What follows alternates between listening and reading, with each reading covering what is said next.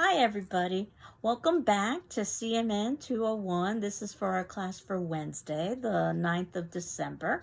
This happens to be actually our last class before we get to our final examinations. So congratulations for making it this far in this very unusual semester. And also we will be talking about a couple of chapters in our text horror film. Spooky Sounds, which is chapter 7, and Colors of Fear, which is chapter 8, and also finishing up with our Nightmares text, where there's a filmography that I wanted to make you aware of. But last class I had you watch Get Out, which happens to be one of my favorite films, and it's supposed to represent the 2010s, a time in our society where there was the hope and the belief that we were in a post-racial society, that we had moved beyond racism and prejudice and discrimination after the election of our first African-American president, Barack Obama. Of course, if you fast forward to 2020, you can see that that's exactly the opposite of what was the case. And in fact, much of what we are experiencing in 2020 is a direct backlash to the election of an African American president. And Jordan Peele was quite aware of that. And in many ways, he understood what many people didn't understand. He is African American, and I think that's quite telling in his construction of the film. Certainly, he's able to give us a sense of the experience of people of color through his lived experience in a way that we wouldn't necessarily be able to see from a filmmaker that wasn't a person of color. And in fact, his mixture of horror and comedy, since Jordan Peele is known as a comedian, won an Academy Award for the Best Original Screenplay. And Jordan Peele would be the first African American winner for that particular award. We talked about the idea of horror films oftentimes being derided for not having a lot of depth or sophistication, and more often than not being given accolades or respect for things like awards. But this film is very different because I think it's very self-conscious in terms of the fact that it's trying to promote a message as well as trying to entertain as well. And the message is the commentary of the 2010s, and that the true American monster in our society is racism and racism's legacy. And we've talked about European monsters in the past, the Draculas, so forth. But if America had its claim for one particular monster that has existed and that continues to exist and perhaps can never be killed, hopefully that's not the case, but certainly it just seems to be that way, it's racism. And what we see in this film are a series of microaggressions against our main character, Chris. Now, if you've ever heard the term microaggressions, micro means small. So these are small actions that seem to be aggressive in one level or another, almost like passive-aggressive behavior, that would seem to not have much meaning. But the reality is that they say a great deal about a person's temperament and about a person's belief system.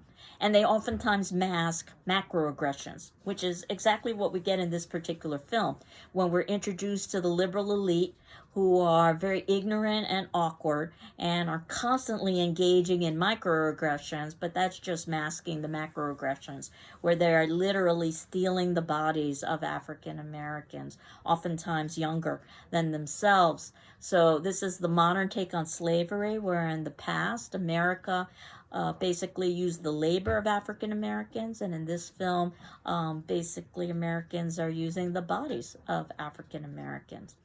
With a pun on the title Get Out, which is something that we've seen in many horror films where we oftentimes have a main character who obviously is in a situation of danger, and we wonder, why don't they just get out? They need to get out.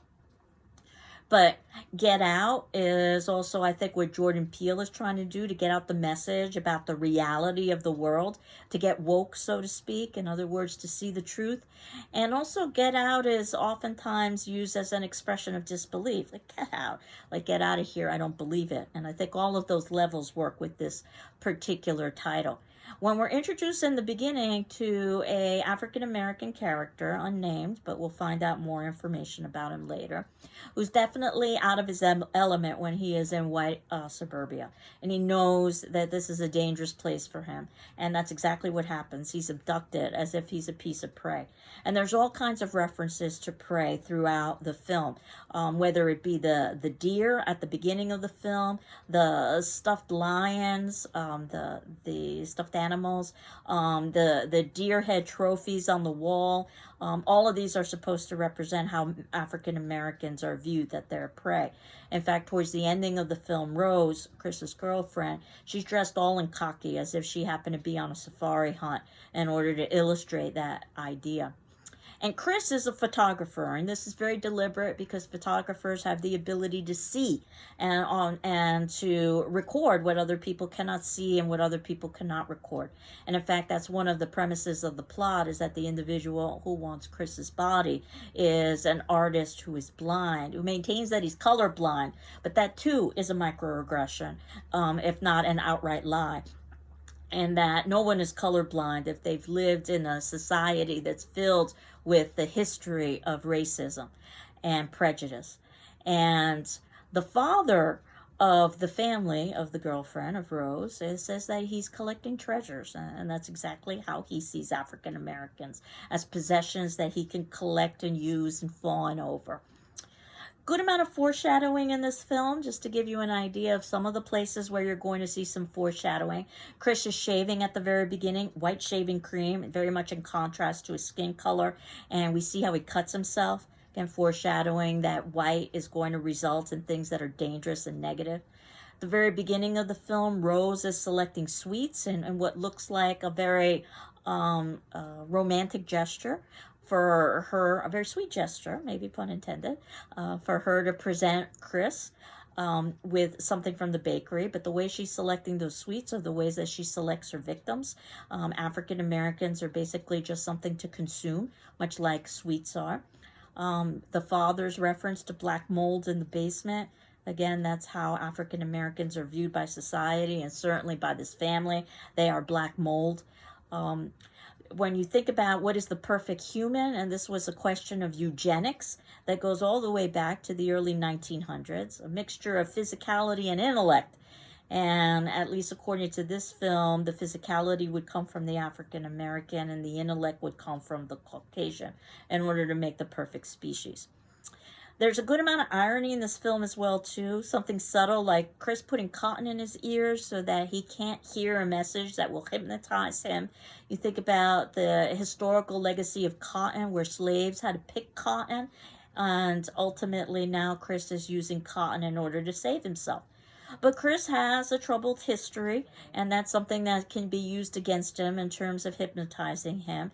As a child, he was paralyzed by fear when he was watching television, and his mother never returned. She basically died alone in the street. And that's something that ultimately can be used from a psychological perspective, from a subconscious perspective, in order to get him into that sunken place so that he can be controlled and manipulated by Rose's family. The sunken place is great symbolism for marginalization as a whole, that this is where people of color are put in the sunken place. And in other words, they are repressed and not allowed to acknowledge and not allowed to articulate their authentic selves. And the poetic justice of Rose dying alone on the street isn't lost on me. Of course, the idea of this death being a just one as opposed to the death of Chris's mother. The message being that minorities, they perceive the truth. We see this with Chris on many levels when he tells Rose that there's going to be awkwardness and concern, and she continues to deny it. Of course, she's well aware because she's part of the scheme. But even something like Chris's best friend is very well aware that he needs to be cautious. And where people of color perceive the truth but are told that they're wrong in their perception. So that's another microaggression that people of color have to experience, where a black person is basically trapped and controlled by a white person's mind, literally in the film, figuratively in our society as a whole. And the alternate ending, which I had you respond to for the attendance question, where he ends up being jailed, is unfortunately way too realistic of what probably would have happened. And it's something that's addressed at the very beginning of the film when the police basically pull over Chris and his girlfriend. If his girlfriend hadn't been present, then Chris would have been in a great amount of trouble. It's a very dangerous place for an African American male to be, pulled over by the police. Of course, part of what's happening here is that Rose is playing into this idea so that she can look like she's protector and savior, and ultimately her scheme is much more insidious probably than anything the police could have. But the alternate ending is probably what would happen, regardless of how much evidence there is to show that there are justifications for violence or for retaliation or for defense, self-defense. The judicial system would likely negate all of those if you're African American and imprison you. Jordan Peele decided that the ending, while realistic, was probably too depressing, and he ended up giving a more uplifting ending where Chris is ultimately saved by his friend, which gives some purpose for the subplot. Now, we don't know what's going to happen after that, so there is this sense of uncertainty. For those individuals who say they very much prefer the happier ending, I do myself, but in some ways that also is a negation of the reality that we're all living in, which is part of what film is, and horror film, a certain level of escapism, and that's probably why this film is particularly uncomfortable, because it's less escapist and more realistic. Now, granted, certainly there are horror film tropes in there, the transplantation of brains and so forth, that could be considered to be unrealistic, but the reality of Chris's world and the reality of all black people. What is it like to be black in the United States? It's constant and obvious and subtle racism, 24/7. So even that happy ending ultimately is undermined when we think about the reality for people like Chris. So those are just some of the things that I wanted to talk about in terms of the film Get Out. This will be your last journal that you will be writing about a page or so response to Get Out. And in terms of assignments, I should have returned all of the assignments that were submitted to me prior to this weekend. So if it turns out that I did not return an assignment to you, please let me know. That means it probably got lost along the way somewhere or another. And if you're not quite certain if you are missing any assignments, please contact me and I'll be happy to let you know. All outstanding assignments are due on the day of the final examination, and that's next week. That happens to be the 16th of December at 6 p.m. That's also the date of your final project. You know, you had all semester long to submit in that final project, but the very last date that you could hand it in would be on the 16th of December at 6 p.m. What I will do next Wednesday on the 16th at 6 p.m. is post our final exam.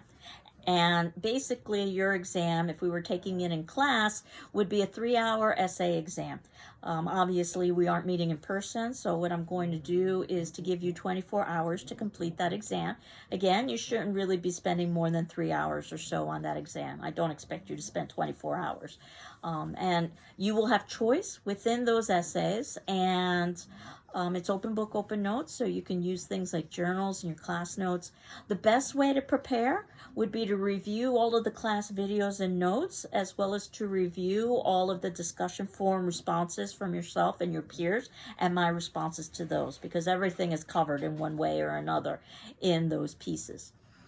But in terms of thinking about the readings, there were a couple of chapters, Spooky Sounds and Colors of Fear, that I had assigned from horror film, where they basically talk about the importance of sound and color in horror film. And many of you have discussed this as well in previous contexts, especially when we were working initially with black and white film. And also when we were talking about the importance of sound with not having a soundtrack, or something like a 28 Days Later that very deliberately gives us this harsh sound with the car alarm going off in order to jolt us, the jolt scare, so to speak. Or a film like The Exorcist that deliberately goes very quiet and very loud, and it's unpredictable, again, to disorient. And I think that certainly when we think about Get Out and how much of it is based on the idea of color, in this instance, the color of one's skin, and how one is treated based on the color of one's skin, I thought The Colors of Fear made a good amount of sense to give as one of our final readings.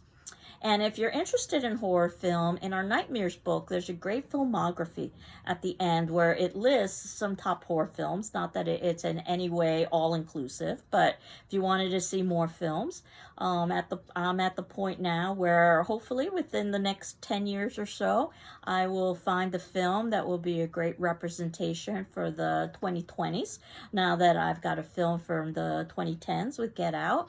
And it could be from Jordan Peele. He is an upcoming filmmaker. If you haven't seen his movie Us, I very much recommend it. It's very good. And he says, as a horror film buff, that he has quite a few more films left within him. So he's transitioning away from comedy into horror, but that's not to say that he can't mix in comedy in there. And we didn't have a whole lot of time to talk this semester about cross-platforms, but obviously horror film has had great influence on other media forms. So you think about novels. How many novels, first of all, have been made into horror films? Probably one of the most famous being Dracula.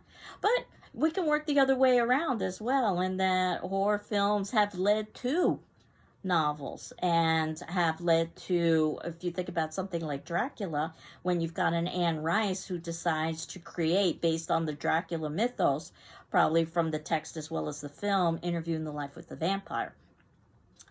The radio, and you think about radio plays, especially in the 40s and the 50s, and how they could be influenced by horror films, as well as the other way around. Horror films could be influenced by radio plays.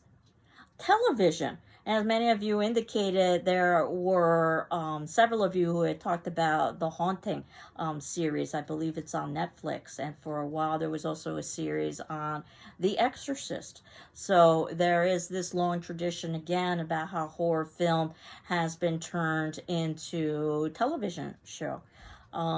Things like video games, and there's a long tradition of that as well, where a video game has influenced a film, or a film has influenced a video game. Think about something like the Resident Evil series that's become basically an industry in and of itself. Which goes to show that outside of the social and cultural impact of horror film, that it does have impact on other media forms. Granted, both positive and negative, but as we've been talking about over the course of the semester, our concern has been viewing horror film from an analytic perspective as an examination of some of the fears and anxieties of that cultural group during that particular time period. And since fears oftentimes tend to be timeless and universal, it wouldn't at all be surprising that those fears could also represent and reflect our current day fears as well. So, in terms of today's attendance question, and this will be our last attendance question for this semester, and this will be due on Thursday, the 10th of December at 6 p.m. What do you think is the main message of the film Get Out, and why? What do you think is the main message of the film Get Out, and why? And again, next week, you will be handing in your final project if you haven't already done so. You will be accessing your final exam, and that'll be due 24 hours later on the 17th, Wednesday at 6 p.m. Open book, open notes, and you can just send that to me via email. And I just wanted to end by thanking all of you. I know that this probably was not the preferred mode of instruction for you. I can definitely say it's not the preferred mode of instruction for me. I am nothing short of impressed of the ability that you had to focus on your academics in a time period that is unprecedented, certainly within our lifetime. So, as I always say, I hope you're well. I'm well. And I will post the final exam next week. Take care. It's been a pleasure. Bye-bye.